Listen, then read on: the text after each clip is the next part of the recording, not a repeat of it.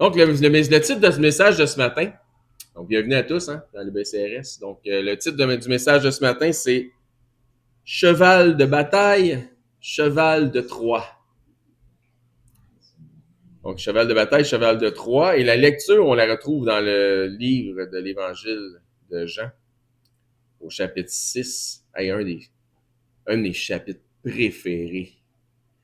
Il y a tellement de substance dans ce chapitre-là. Jean 6. Donc, Jean 6, on va lire à partir du verset 47. Donc, vous vous souvenez, on a fait une étude sur les religions monothéistes. On est dans le christianisme, puis on a bifurqué un peu pour parler des choses qui nous concernaient plus. Les derniers messages, je vous ai parlé de la repentance, que ça signifiait vraiment que la repentance. Et maintenant, on a fait des hérésies aussi concernant ce terme-là, de la façon que c'est véhiculé. On a mis ça au clair selon les Écritures. Maintenant, dans Jean 6, au verset 47, Jésus dit, en vérité, est-ce que ça va être vrai ou est-ce que ça va être vrai? Ça va être vrai. En vérité, je vous le dis, celui qui croit en moi a la vie éternelle. Donc, je pose une question. Qu'est-ce que ça prend pour avoir la vie éternelle, selon ce que Jésus vient de dire ici? La foi. T'as gagné. Donc oui, la foi en Jésus-Christ, la foi. La foi, c'est physique, de tout ton être ou de tout ton cœur.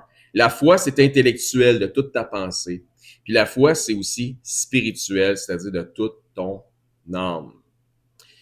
Donc physique, intellectuel et spirituel, tout ton être, quand il croit en Dieu, croit en Dieu. C'est pas juste une partie, ça peut pas juste être intellectuel, la foi. Et c'est ce que Jésus va expliquer dans les versets suivants, que ça doit être de tout ton être, que ça doit pas être juste intellectuel.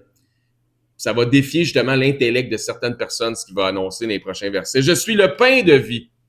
Pourquoi il dit ça? Parce que la veille, il avait fait la multiplication des pains. Les gens étaient venus le retrouver, puis il était rendu sur une autre rive. Il avait passé de la rive, mettons, de la rive nord à la rive sud, si vous voulez. Puis il était rendu sur une autre rive. Les gens l'avaient cherché, puis l'avaient fini par le trouver parce qu'ils voulaient encore du pain. Puis ils ont défié Jésus en disant, si tu es plus grand que Moïse, ou le faisant comprendre un peu ce principe-là, Moïse, il a donné du pain pendant 40 ans au peuple dans le désert, mais nous, donne-nous du pain, mais pour toujours, pour toute notre vie, pour tout le temps. Comme ça, on n'aura pas besoin de travailler pour du pain.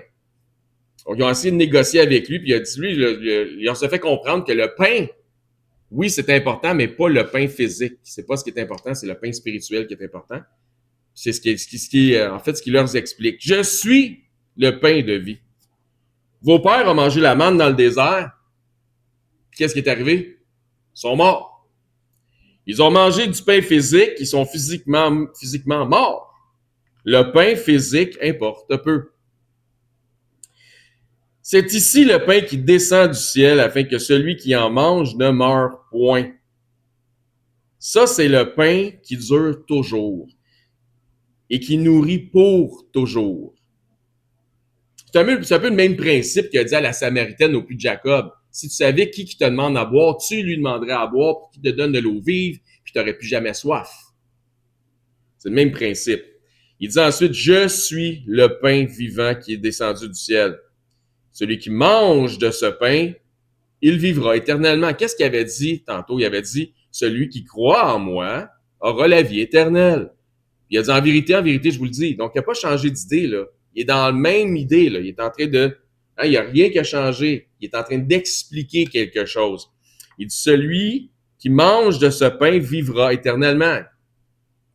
Autrement dit, celui qui croit en moi, a la foi en moi, vivra éternellement. Et le pain que je donnerai, c'est ma chair. Donc, il parle, il y avait un sacrifice à accomplir. Il est en train de dire, ça va se passer, ça ne s'est pas passé encore, mais ça va se passer. Donc, il est en train de les évangéliser à l'avance concernant les choses qui s'en viennent. Et je donnerai ma chair pour la vie du monde. Donc, croire, la foi, c'est l'équivalent de manger le pain de vie. Là-dessus, les Juifs disputaient entre eux, parce qu'ils étaient dans l'intellect, en disant, comment peut-il nous donner sa chair à manger? Oui, ils ne comprenaient pas le principe spirituel de ce qu'il est en train de leur enseigner. Jésus leur dit, en vérité, je vous le dis, si vous ne mangez ma chair, là, il redouble, si vous ne mangez la chair du Fils de l'homme et si vous ne buvez son sang, vous n'avez point la vie en vous-même. Et à ce moment-là, lorsqu'il parle de boire son sang, littéralement et volontairement, Jésus provoque l'intellect de ces gens-là parce qu'il sait qu'ils sont dans l'intellect et non pas dans le spirituel, parce que la loi interdisait la consommation de sang. Fait qu'il dit, si vous ne buvez son sang, vous n'avez point la vie en vous-même. Autrement dit, la foi égale ou l'équivalent de manger et de boire ce que Christ représente, d'en faire notre nourriture, qu'elle nous donne la vie. Parce que la foi inclut le corps, l'âme et l'esprit, c'est au complet, c'est tout. Donc, il leur donne une manifestation, une implication physique pour comprendre dans le fond ce que je parle, c'est des choses spirituelles. Verset 54. Celui qui mange ma chair et qui boit mon sang a la vie éternelle. Qu'est-ce qu'il avait dit tantôt? Celui qui croit en moi a la vie éternelle. Il est en train de leur dire la même affaire. C'est rien qui a changé. Celui qui mange ma chair et boit mon sang a la vie éternelle et je le ressusciterai au dernier jour, comme on a vu les mercredis, la résurrection des morts, ça c'est intéressant, on a vu ça récemment. Donc, croire en Jésus-Christ, c'est croire en l'évangile de Jésus-Christ. Qu'il est le Messie, qu'il est l'anneau de Dieu, qu'il est en croire en son sacrifice, c'est quand ce qu'il leur dit, je donnerai ma chair, je me donnerai mon corps pour la vie du monde. Verset 55, ma chair est véritablement ou vraiment une nourriture et mon sang est vraiment un breuvage. La question ici, est-ce que c'est vraiment un breuvage puis vraiment une nourriture physique ou spirituelle? Qu'en pensez-vous? Parfait. Donc, la réponse est que c'est spirituellement.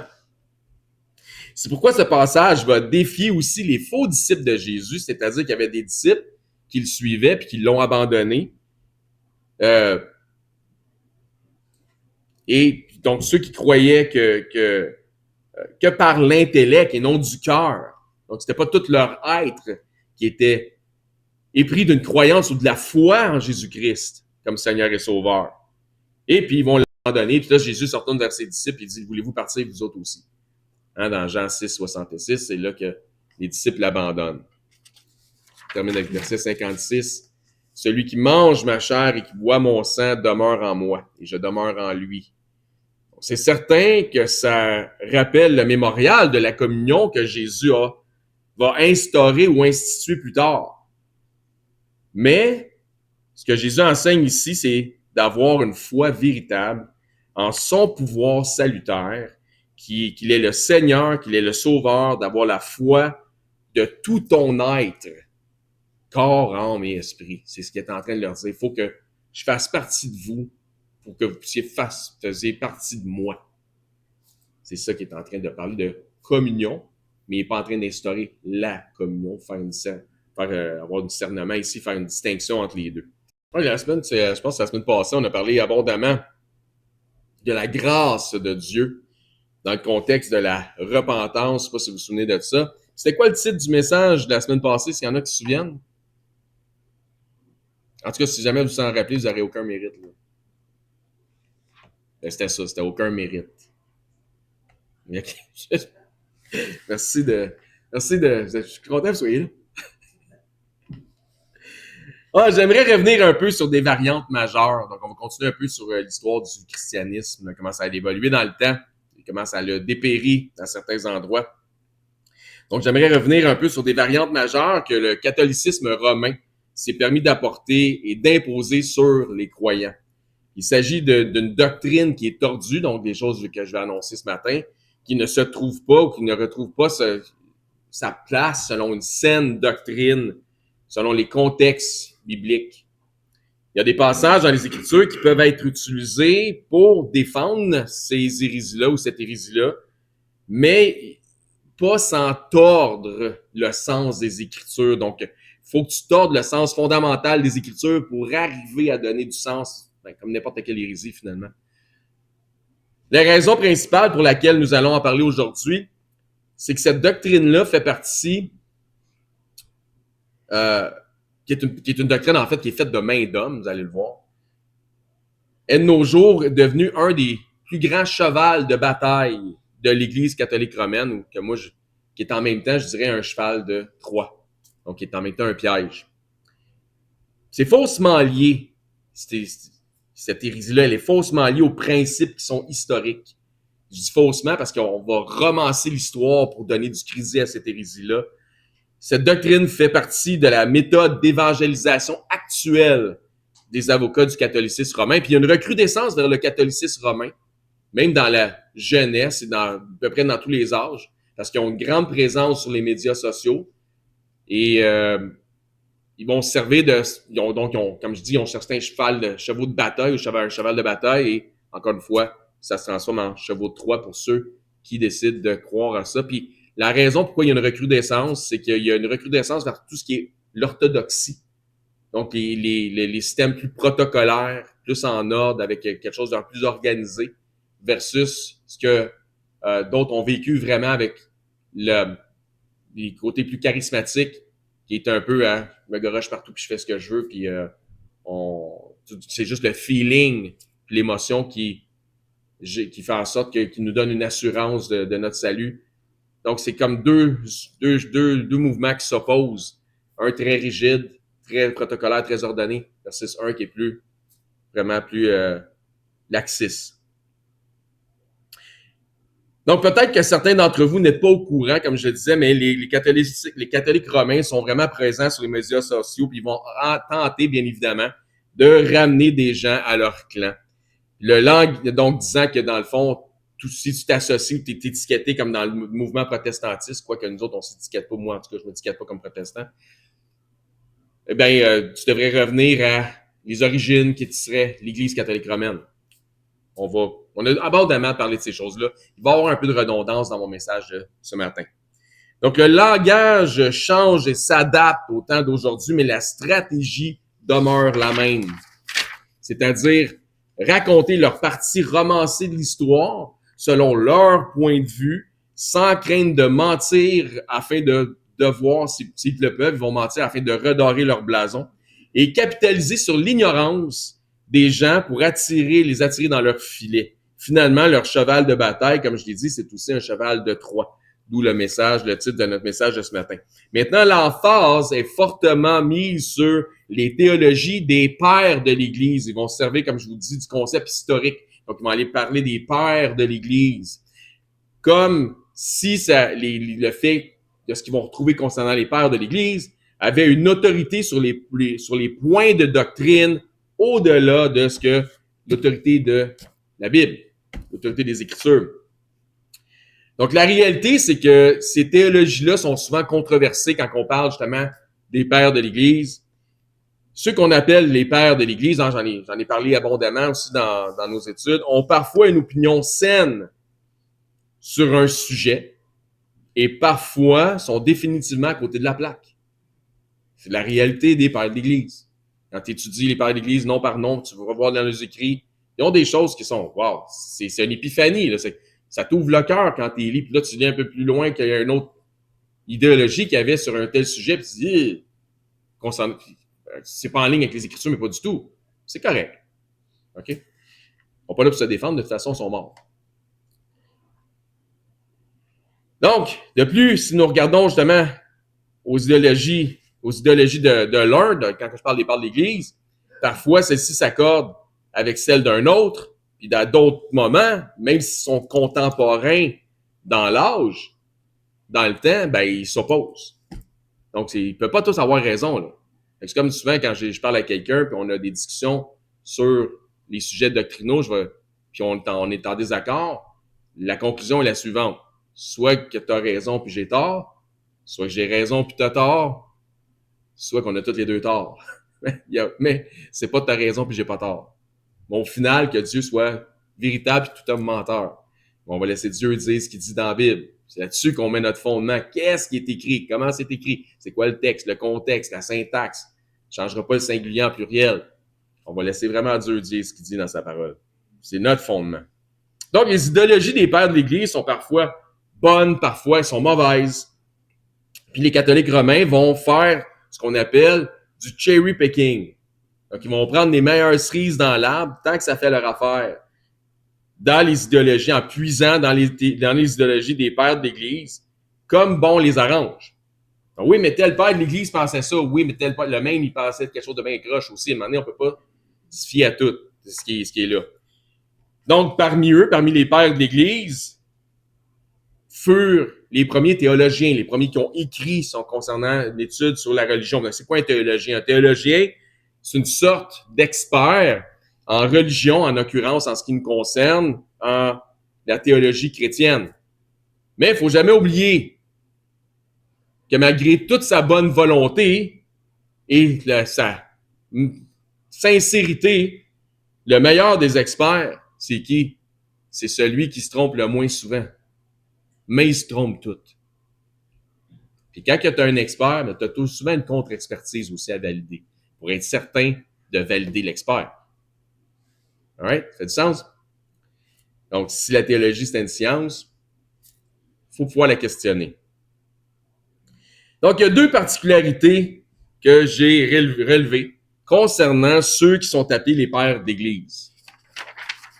Première particularité que j'ai relevée, c'est qu'on leur attribue autant de mérite. Ça, c'est particulier qu'on leur attribue autant de mérite et que certains se servent d'eux, se servent des pères de l'Église ou des écrits des pères de l'Église, puis de leur mémoire, de leur chronique, etc., pour défendre les théologies qui ne s'accordent pas avec les Écritures. Ça, c'est particulier. Fait qu'on va se servir des pères de l'Église qui ont écrit, qui ont pensé, pour pouvoir accorder une théologie ou une idéologie ou même une hérésie, mais qui ne s'accorde pas avec les Écritures. Oui, mais les pères de l'Église pensaient ça, disaient ça, etc. Fait que c'est comme si c'est une science infuse, c'est une vérité. La raison étant que ceux-ci n'avaient pas, pour la plupart, lorsqu'on parle des pères de l'Église, n'avaient pas l'ensemble des écrits nouveaux-testamentaires, mais ou n'avaient peut-être même pas accès à l'ensemble des écrits anciens testamentaires pour arriver à l'ensemble d'une bonne conclusion, de bonnes conclusions bibliques. Il y a quelqu'un à un moment donné qui m'a dit, je peux pas croire que tu donnes l'impression que t'en saurais plus que les pères de l'Église. Ben oui. Ben oui. Je vois pas c'est quoi le problème. J'ai un manuel complet que j'ai lu en plusieurs langues qu'eux autres n'ont peut-être même pas lu. Fait que oui, j'ai un levier supplémentaire au père de l'Église. Ben oui. C'est pas méchant de le penser, c'est une vérité.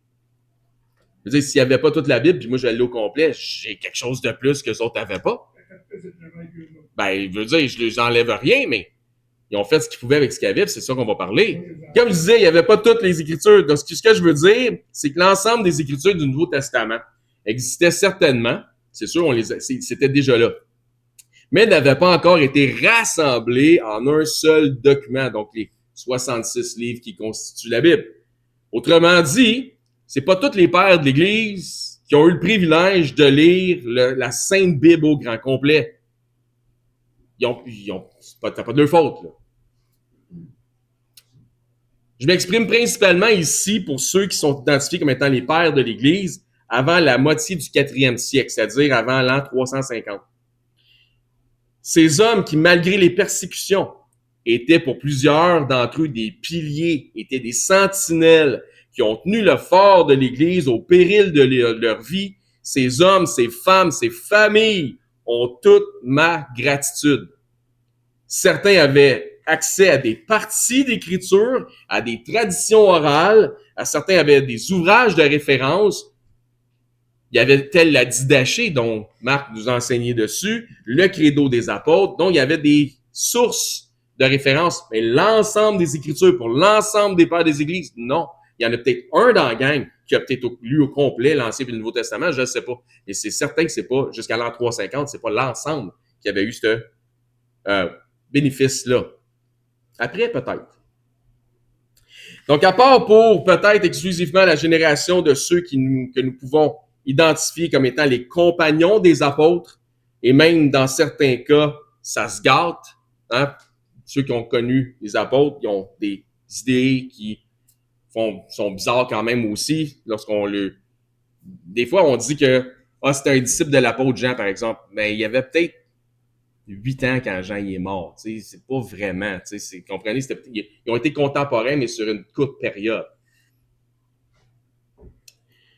Donc, comment se fait-il qu'à la lumière de ces réalités, que ces gens-là, ces hommes-là n'avaient pas l'ensemble des Écritures pour avoir une saine interprétation du sens de tout ce que la Bible enseigne, qu'il y a autant d'ampleur de la part du mouvement catholique romain pour donner du crédit à ces hommes qui étaient, pour plusieurs, sincères, mais déficients en connaissance. Là, je repose la question, comment se fait-il, à la lumière de ces réalités, qu'il y a autant d'ampleur de la part du mouvement catholique romain pour donner du crédit à ces hommes qui étaient, pour la plupart, très sincères, mais déficients en connaissance? La réponse, c'est que, puis je dis ça quand je dis qu'ils étaient sincères, mais déficients en connaissance, c'était pas de leur faute, c'est-à-dire, c'est comme sans blâme que je le mentionne, la plupart faisaient du mieux qu'ils pouvaient avec le peu de ce qu'il y avait à travers même des temps qui étaient difficiles. Donc, encore une fois, c'est sans blâme que je le dis. Donc, pourquoi le mouvement catholique romain accorde autant de mérite au père de l'Église?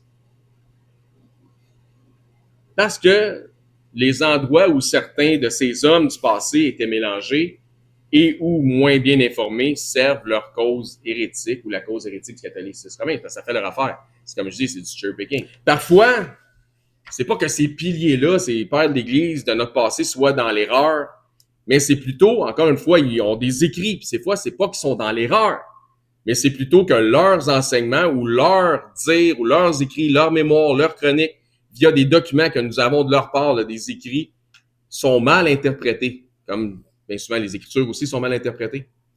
Donc, on va leur faire dire ou leur donner un sens qu'ils n'ont pas vraiment. C'est pas vraiment ça qu'ils veulent dire. Donc, l'Église catholique romaine leur donne des intentions qu'ils n'avaient pas afin de renforcer leur divergence hérétique. Si, par exemple, un saint du 2e ou du 3e ou du siècle exprime une pensée concernant Marie, la mère de Jésus, ben, ils vont capitaliser sur le sujet afin de mettre de l'emphase sur l'adulation de Marie comme étant une absolue vérité en disant « Ouais, mais même les pères de l'Église, là, croyaient que Marie... » Donc, pour renforcer la mariologie, par exemple. Comprenez? Qu'est-ce qu'ils font? C'est comme ça avec plusieurs de leurs points de doctrine qui sont erronés, tels les points que nous avons déjà éclaircis dans les messages précédents. On a parlé de la mariologie, on a parlé de la continuité apostolique, de la primauté romaine, du remplacement d'Israël, du purgatoire, les limbes, le baptême des bébés, le célibat des clercs, la papauté, et j'en passe, etc. Donc, ils vont parler souvent, ils vont aller chercher des nuggets, des cerises, comme je dis, dans les pères de l'Église pour renforcer leur point en disant même les pères de l'Église croyaient que. Puis les autres, ils étaient plus proches de Jésus parce que c'était les pères de l'Église, fait qu'ils sont dans les premiers siècles, fait que donc ils devaient être meilleurs en doctrine, plus connaissants, quand c'est pas tout à fait vrai.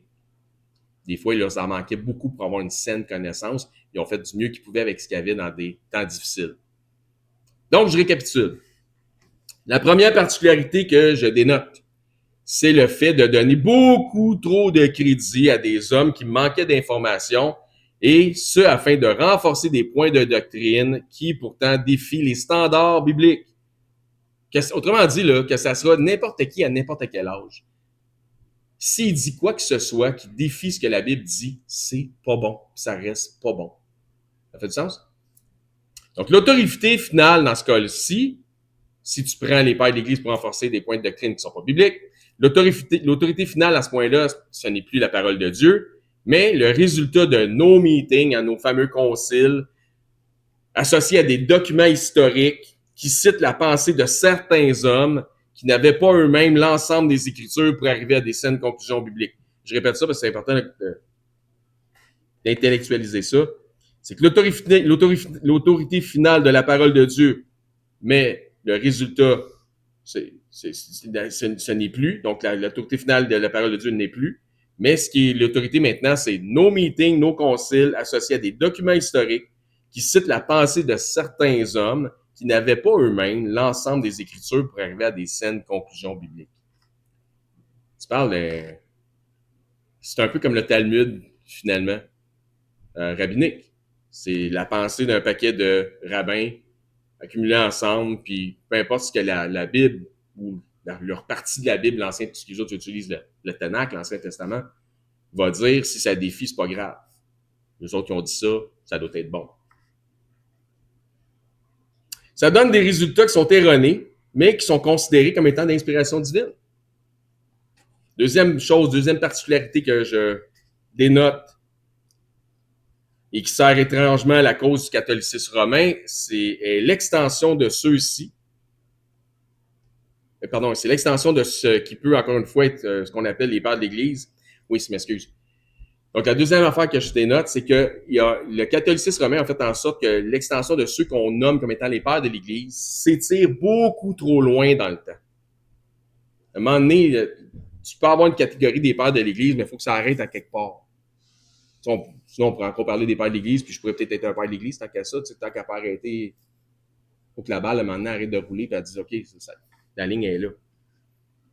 Donc, ça se rend jusqu'à la moitié du 8e siècle, là, plus ou moins là, vers 750. Soit après le commencement, justement, des pires hérésies qui servent leur cause. Ça va bien, hein, les pères d'Église croyaient. Non, parce que les pères d'Église, c'était même plus les pères d'Église rendus là. Ça n'avait aucun sens. C'est du plagiat. C'est la supercherie, comme Marc nous a enseigné récemment. Encore une fois, cheval de bataille, cheval de Troie. Ainsi donc, ils peuvent faire à croire aux gens, donc encore une fois, c'est capitaliser sur l'ignorance des gens. Ils peuvent faire à croire aux gens que les pères de l'Église croyaient telle ou telle chose et contextuellement, ça va être vrai parce que l'élaboration de la croyance aurait été faite après le 4e siècle. Oui, mais les pères de l'Église, ils croyaient. Oui, mais c'est en 500 ou moins, peu importe. On n'est plus dans les pères de l'Église. C'est plus les piliers, là. On est ailleurs. Donc, ils font des pères de l'Église une catégorie comme si tous ceux qui, des 4 premiers siècles, s'accordaient nécessairement avec ceux des siècles suivants, 5, 6, 7, 8. C'est pas vrai. Alors que l'on peut très bien comprendre, sans trop d'efforts intellectuels, donc ça ne sera pas difficile, qu'il y a une différence majeure qui a pris place après le concile de Nicée en 325. Ça va à date? Autrement dit, leurs enseignements et leurs enseignants sonnent comme ceci. Ben, les pères de l'Église croyaient telle ou telle chose.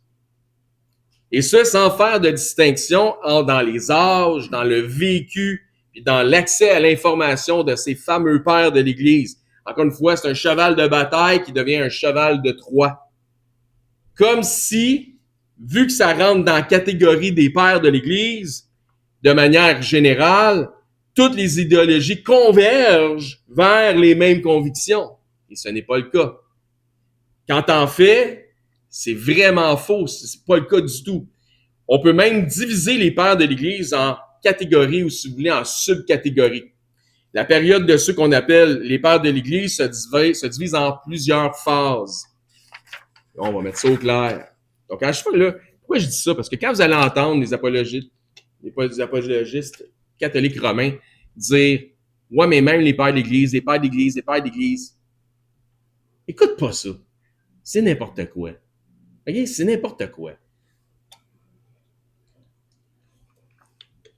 Ils vont se servir de ça juste pour renforcer le oui, mais à chaque fois qu'ils vont dire ça, oui, mais la Bible dit. C'est comme Jésus a fait. Il est écrit, il est écrit, il est écrit. Laisse faire les pères de l'Église. Donc, première période des pères de l'Église, les pères apostoliques, premier puis début du 2e siècle. On parle ici de la catégorie des collaborateurs directement liés aux apôtres.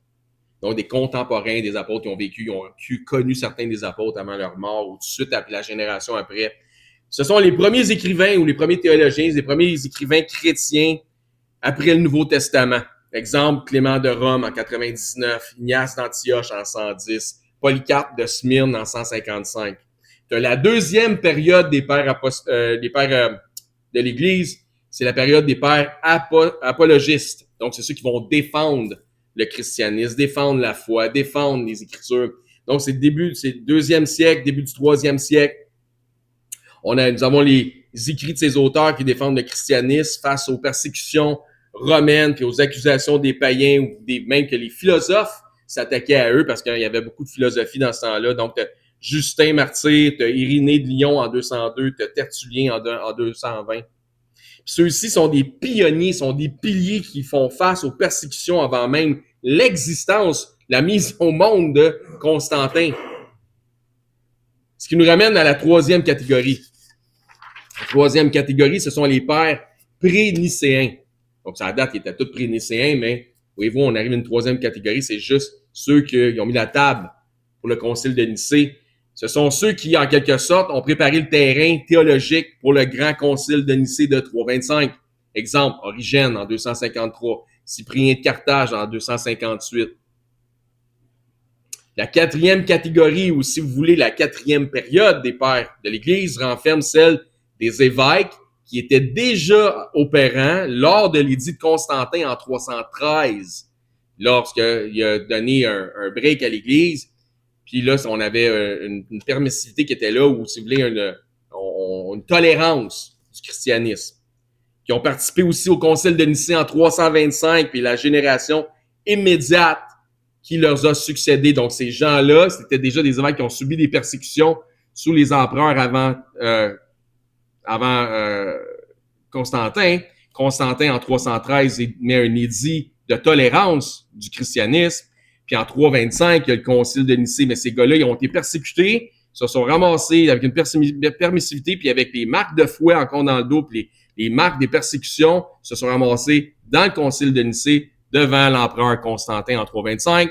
Puis ensuite de ça, ces évêques-là avaient certains enseignants ou certains gens qui allaient prendre leur place, qui étaient proches d'eux, cette génération-là, puis la génération suivante. Puis là, d'après moi, là, quand ces gars-là meurent, là, il n'y en a plus de père de l'Église. C'est fini. Mais c'est pas ça que le catholicisme romain va faire. Le catholicisme romain va rajouter une autre catégorie parce que l'autre catégorie leur donne du crédit.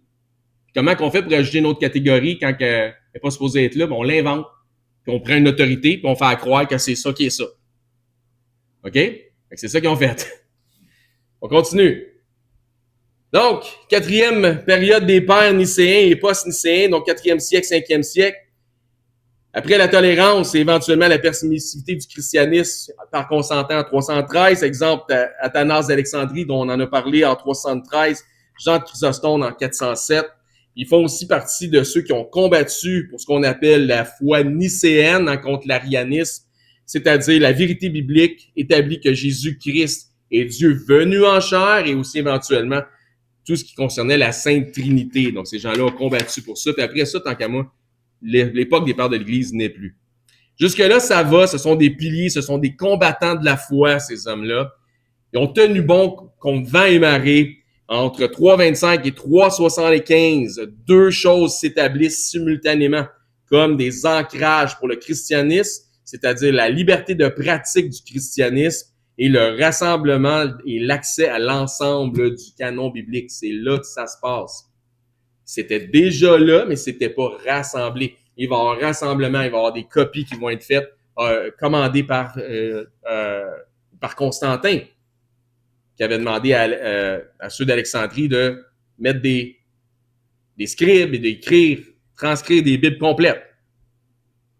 Donc, c'est là qu'il se passe un shift, si vous voulez, ou un tournant, ou une curve. Donc, comme je l'ai dit, ça prend pas un grand effort intellectuel si on connaît et on considère les faits historiques pour comprendre qu'il y a eu un shift majeur qui a pris place, qui prend place après cette période, après 325, après dans ces années-là, 325, 375, dans la chrétienté puis dans ses influences. Comme je répète ça prend pas un grand effort intellectuel. Si on connaît puis on considère les faits historiques pour comprendre qu'il y a eu un shift majeur qui prend place après cette période dans la chrétienté et dans les influences de la chrétienté. Selon une sincérité intellectuelle, si tu veux être sincère, c'est à ce point-ci que devrait s'arrêter l'ensemble des catégories liées à ce qui ont pu être identifiés comme étant les patri ecclésiae, donc en latin, les pères de l'Église. Pourquoi? Parce qu'à ce point-ci, il n'y a aucun concept tel que l'Église catholique romaine. Jusque-là, ça n'existe pas, l'Église catholique romaine. On l'a vu, on a décortiqué ça ensemble à travers les études. On a vu qu'à un moment donné, il y a eu un moment où ça a commencé. Il y a une progression, mais il y a un moment où il y a un tournant pour ça. L'Église est certainement catholique à ce moment-là, donc universelle en essence, mais sans appropriation liée à la primauté romaine. Est-ce que vous me suivez? Ça va, tout le monde? Parfait. Donc, il n'y a aucun concept d'appropriation et de domination romaine sur l'ensemble du christianisme, sur l'ensemble des croyants, etc. à ce moment-là. C'est pour ça que je pense que c'est là que ça s'arrête, les pères d'Église. Mais pour le besoin de leur cause, par sa propre autorité, l'Église catholique romaine impose une dernière catégorie liée au temps dans la transition vers l'autorité ecclésiastique de l'Église catholique romaine elle-même. Donc, les 4 premières catégories sont acceptables et justifiables, mais la 5e est une falsification, c'est-à-dire les pères apostoliques, les pères apologistes, les pères prénicéens, les pères nicéens et post-nicéens. Après ça, c'est une falsification. C'est un cheval de bataille, mais c'est un cheval de Troie. Autrement dit, l'Église catholique romaine impose historiquement une 5e catégorie en disant que ça fait partie de l'historicité théologique, quand en fait, c'est eux-mêmes qui inventent, romancent et imposent ce narratif. Ça a du sens? Tu sais, comment, tu peux pas mieux servir ta cause si tu inventes les règlements. Parce que celui qui fait les règles, c'est celui qui gagne toujours. Tu sais, quand tu mettons des enfants, j'en ai 2, là, sont géniaux tous les 2, mais donc ils jouaient des jeux ensemble, là. T'en as tout le temps un, quand il commence à perdre, ben, il invente des nouvelles règles. Ben, pourquoi? Parce qu'il veut gagner. Fait qu'ils vont inventer tout le temps les règles qui sont à son avantage. Fait que c'est celui qui fait les règles qui gagne. Et c'est ça qu'ils font. Donc, on va inventer une règle qui va nous avantager. Il y a une 5e classe de pères de l'Église. Non, ça n'existe pas. Donc, il s'agit donc, encore une fois, c'est pourquoi si vous entendez les apologistes du catholicisme romain parler des pères de l'Église, ça fait aucun sens. Donc, il s'agit de la période des derniers pères, soit la 5e période, soit du 6e au 8e siècle, donc 500X à 700X, 750, grosso modo, ça s'arrête là. Donc, il s'agit de la période des évêques qui se prolonge jusqu'à ceux qui ont consolidé les bases doctrinales du catholicisme romain au début du Moyen Âge. Autrement dit, les 4 premières catégories liées au temps et au vécu de ces hommes font du sens. Mais la 5e catégorie qui sert la cause autoritaire du catholicisme romain, afin de pouvoir dire « Ouais, mais les pères de l'Église croyaient que, quand on est rendu au-delà de 400 cucs, ils ont conclu que, etc. que, comme si on pouvait tous les mettre dans le même panier ou dans le même bateau. Alors que les aspects les plus lourds de cette hérésie sont liés de leurs hérésies sont liés à la 5e catégorie. C'est sûr, comme j'ai dit, ils font les règles pour gagner leur cause.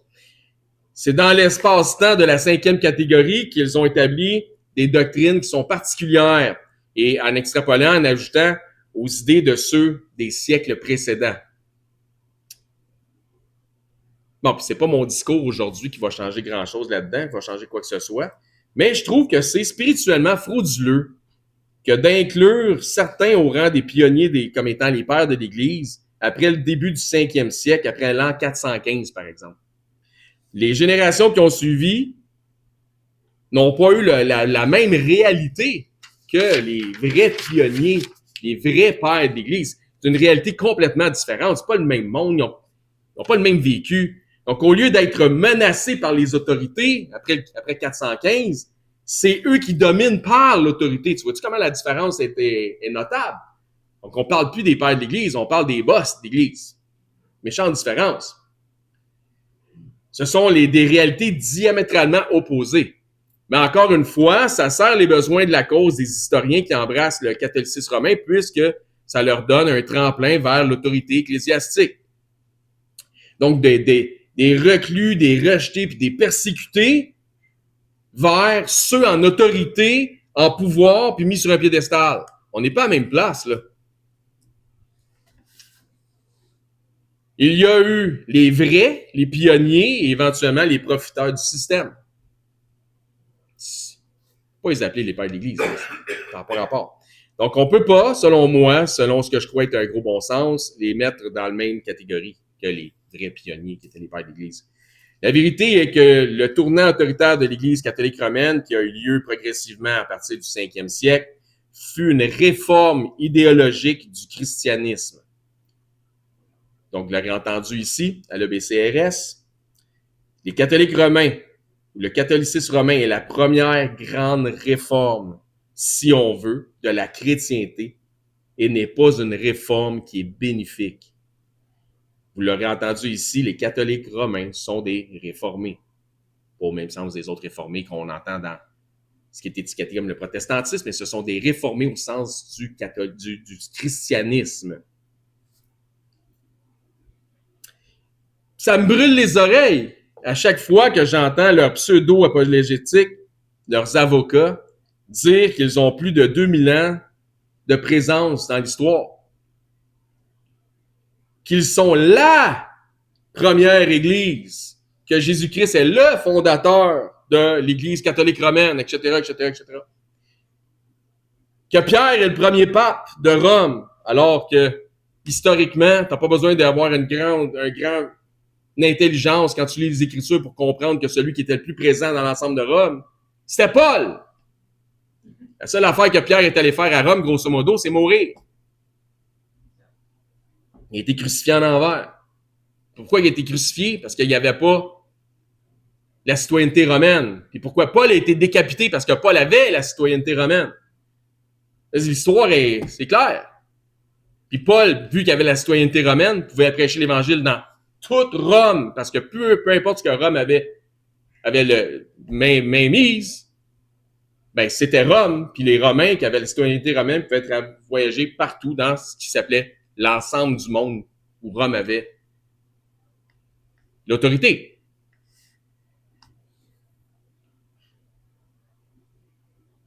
Mais il y a encore aujourd'hui, même si ça ne fait pas de sens, il y a encore des adhérents aujourd'hui qui adhèrent à l'Église catholique romaine. En 2025, presque 2026. Et je trouve ça malhonnête ou à la limite ignorant. L'Église catholique romaine n'a pas 2000 ans d'histoire, plus. Car on peut retracer les balbutiements de la réforme du catholicisme romain, donc une réforme du christianisme qui est devenu le catholicisme romain au 5e siècle. L'Église catholique romaine, donc, a plus ou moins 1500 à 1600 ans d'histoire. L'Église de Jésus-Christ a, elle, 2000 ans d'histoire. Et les portes de l'enfer ne prévaudront point contre elle.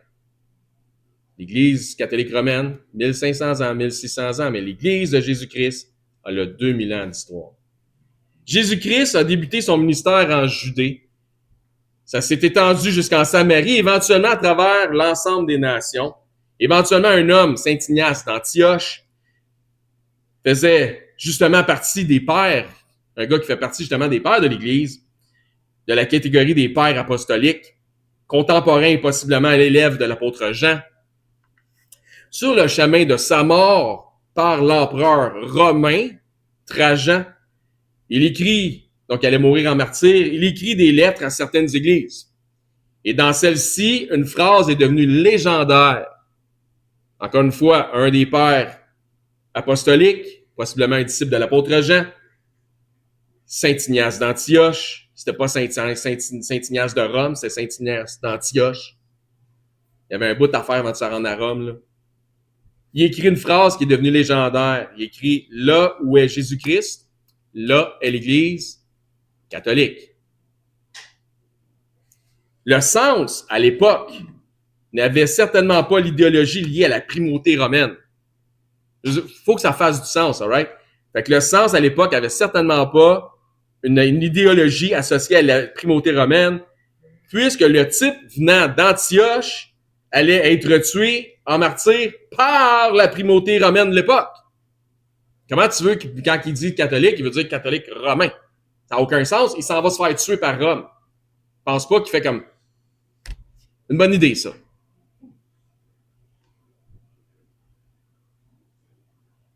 Donc, il allait se faire tuer en martyr, soit sous les ordres de l'empereur romain Trajan, et probablement au Colisée de Rome. Comment il arrive à s'approprier le terme catholique et l'associer à Rome quand le type à qui revient le crédit historique du terme catholique ne pouvait d'aucune façon souhaiter l'associer et l'identifier à Rome. Ça a du sens?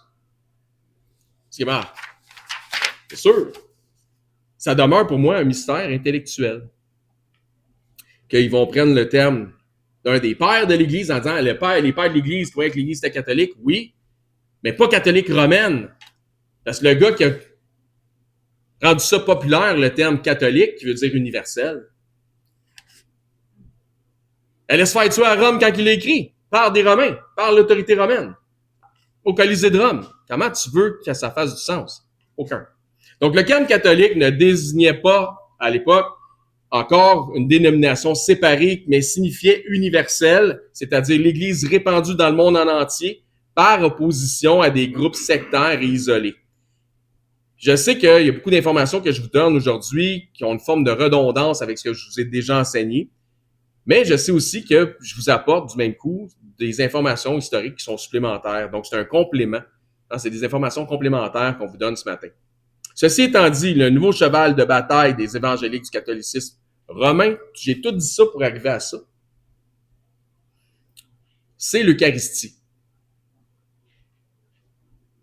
Donc, c'est la raison de notre texte de ce matin qu'on a lu. Là, vous mangez ma chair, buvez mon sang, etc., etc. Il y en a qui savent c'est quoi l'Eucharistie. Quand on prend le communion avec le vin, le pain, etc., ben, les catholiques romains ont une pratique qui est similaire. Et leur cheval de bataille, qui est un cheval de Troie, c'est présentement pour évangéliser, c'est beaucoup, très fortement axé sur l'Eucharistie. Puis je vais vous expliquer pourquoi. Le plus étonnant, c'est que ça fonctionne.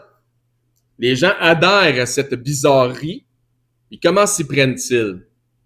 Premièrement, ils ont une pratique et une idéologie liée à cette pratique qui est assez particulière.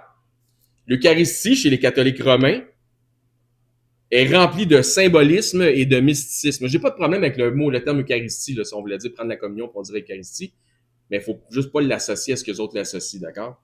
Donc, leur pratique diffère idéologiquement et symboliquement de ce que nous, on pratique lorsqu'on pratique la communion. Ils capitalisent sur leur symbolisme pour manifester une sorte de confirmation salutaire associée à la conformité de leur pratique. Écoutez ça. Ils capitalisent sur leur symbolisme à eux, qu'ils appartiennent, pour manifester une forme de confirmation salutaire, c'est-à-dire si tu prends la communion avec eux autres, il y a comme quelque chose de salutaire dans le fait que tu prends la communion avec eux autres, par eux autres, peu importe, de leur façon, et ils vont associer ça à la conformité de leur pratique à eux. Autrement dit, nous autres, quand on prend la communion, pour eux autres, c'est pas vraiment la communion. Nous autres, on est dans le champ, eux autres, ils ont la patente. Insistant sur le fait que tous ceux qui ne pratiquent pas en appliquant la même idéologie, selon la même méthodologie, pour ainsi dire, avec eux et promulgués par leur service, tous ceux qui ne se conforment pas ne peuvent pas avoir une réelle communion avec Christ. C'est ça qu'enseigne. Parce qu'ils ne mangent pas réellement la chair du Christ. Ainsi donc, si tu pratiques pas l'Eucharistie selon leurs termes, tu n'es pas vraiment sauvé. Parce que tu n'as pas réellement de communion, n'as pas une communion réelle avec Christ. Comme Jésus le dit dans Jean au chapitre 6.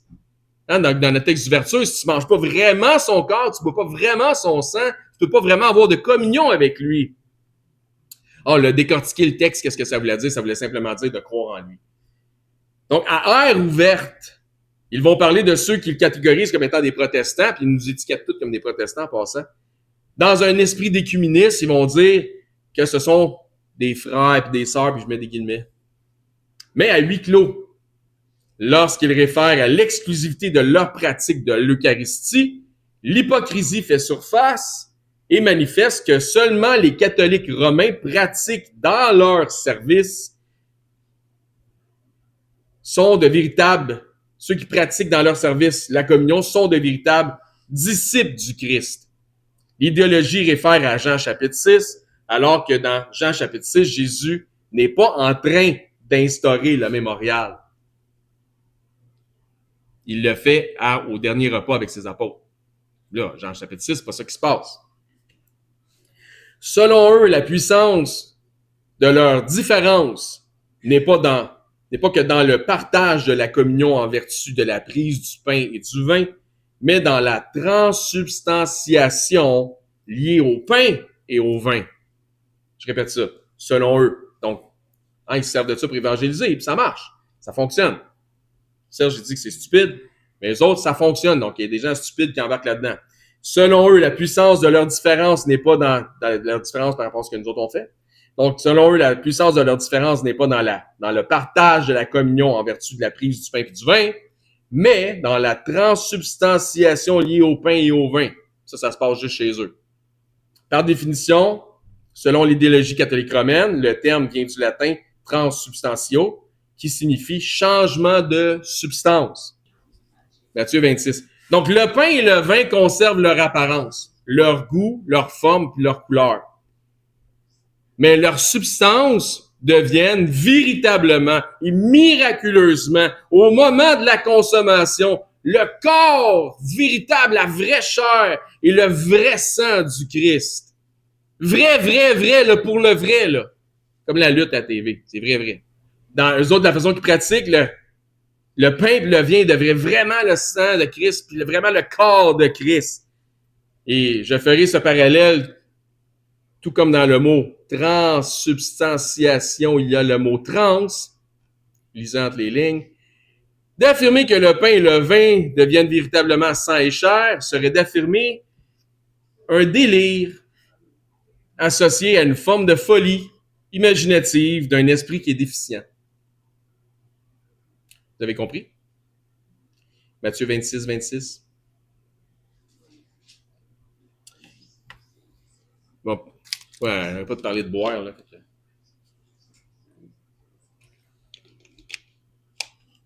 Matthieu 26, 26. Pendant qu'ils mangèrent, Jésus prit du pain et après avoir rendu grâce, il le rompit. Il le donnait aux disciples en disant, prenez, mangez, ceci est mon corps. C'est quoi ça qui est son corps, là? Quelqu'un qui peut m'aider? Il dit, prenez, mangez, ceci est mon corps. C'est quoi la substance? Du pain sans levain. Du pain, parfait. Exact. On voit pas Jésus ici s'arracher un morceau de peau pour le donner aux disciples, là. Non? Verset 27. Il prit ensuite une coupe et après avoir rendu grâce, il leur la donna en disant, buvez-en tous. Buvez tous de quoi? Du pain alcoolisé. Avec la coupe.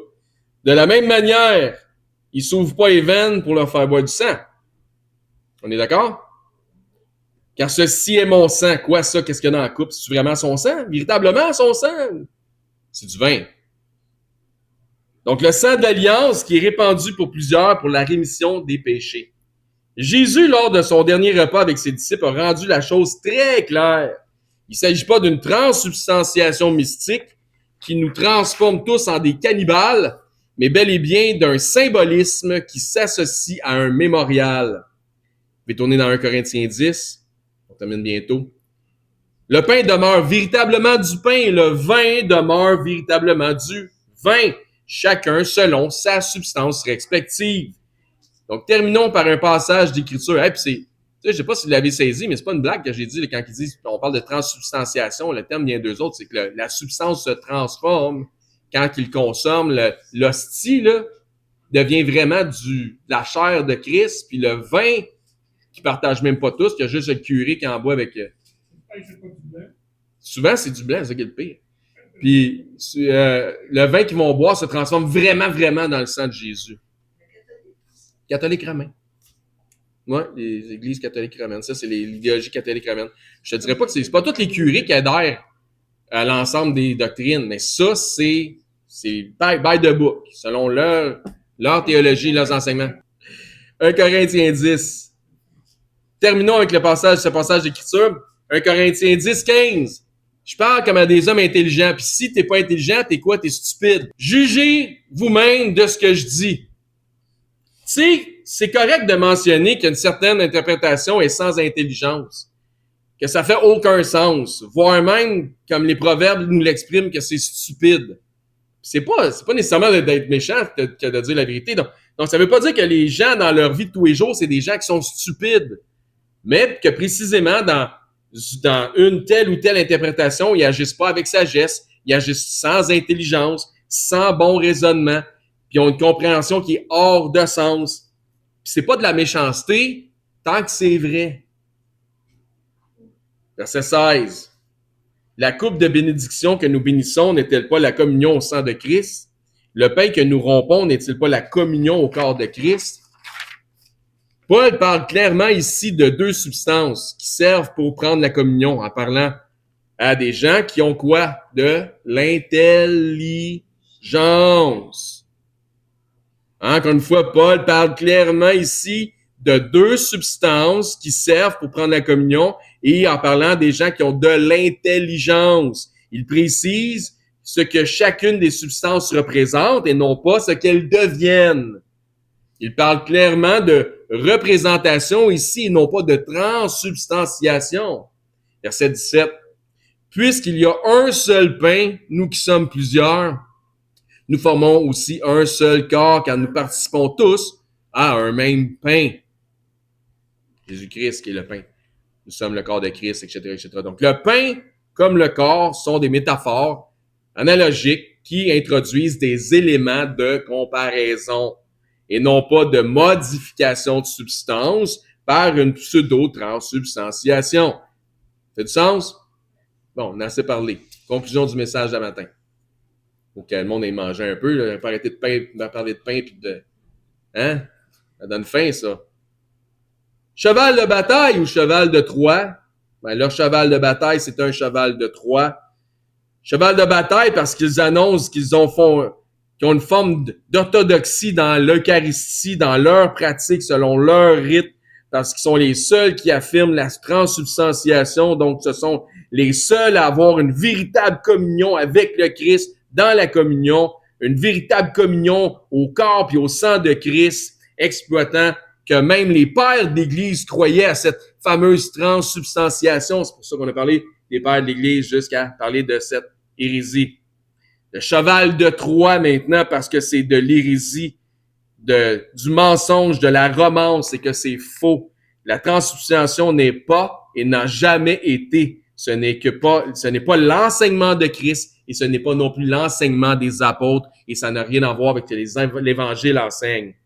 Donc, il y a quelque chose de déficient dans le fait de croire que les substances se transforment. Comment dire, il faut que tu sois stupide, c'est déficient, d'accord? Pour croire, dur comme fer, que les substances se transforment au moment de la consommation. Tel que Paul le dit, ce n'est pas selon l'intelligence. C'est correct de le dire si Paul le dit. Je peux-tu le dire? Parfait. Autrement dit, il faut que tu sois un petit peu coucou pour y croire.